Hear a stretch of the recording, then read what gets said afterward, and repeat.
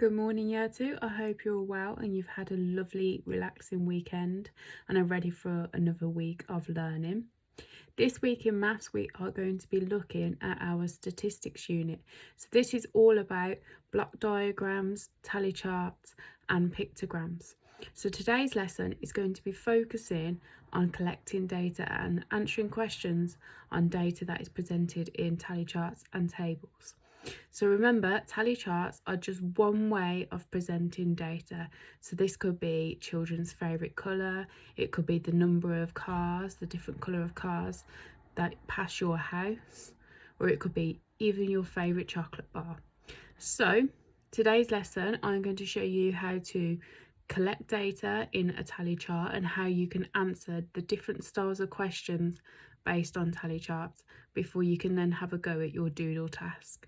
And then tomorrow's lesson will be focusing again on tally charts, but this time it will be completing your 5-part model activities. Let's have a recap of tally marks then. So when we're drawing a tally, we draw a line to represent 1. But it's important to remember that if we're going to a multiple of 5, so if I was showing 5 as a tally, I would go 1, 2, 3, 4.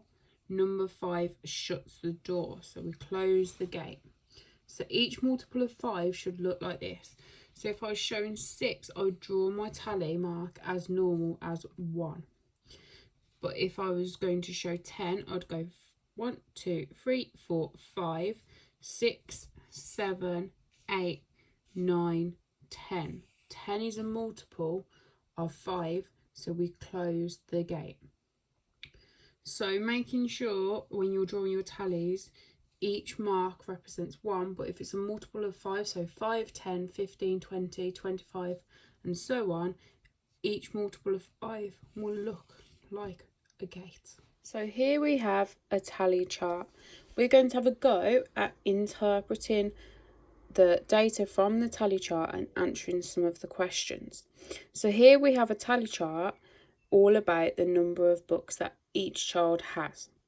So the first question says, how many books does Nancy have? So I need to find Nancy in the table, and I can see that it has got tally marks here. So remember, just like we've just talked about, each tally mark, so if it has a tally mark that looks like a gate, it represents 5. So I don't need to count each individual tally mark. I know that if it looks like this, it counts as 5. So I know that Nancy's got 5, 10, 15.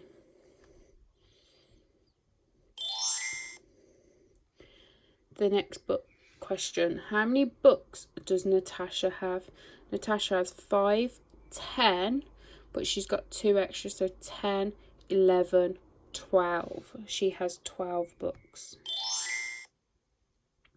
How many more books does Nathan have than Amanda? Now this question is asking us to compare 2 pieces of data. So I need to look at how many Nathan has. So Nathan has 5, 10, 15, 16, 17, 18, 19.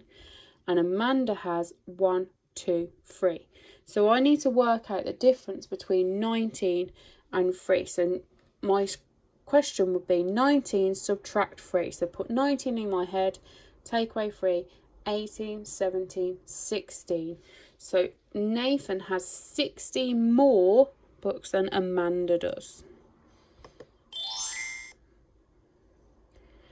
My next question, how many more books does Nathan have than Brandon? So just like before, we are comparing 2 sets of data. So we're going to look at Natasha first. Natasha has 5, 10, 11, 12 books.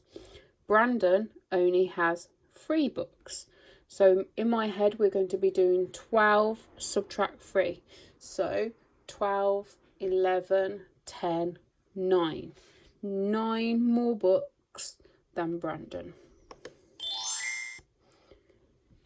Let's try this last one. Who has 3 less books than Nancy? So Nancy has 5, 10, 15. I need to work out who has 3 less books than Nancy.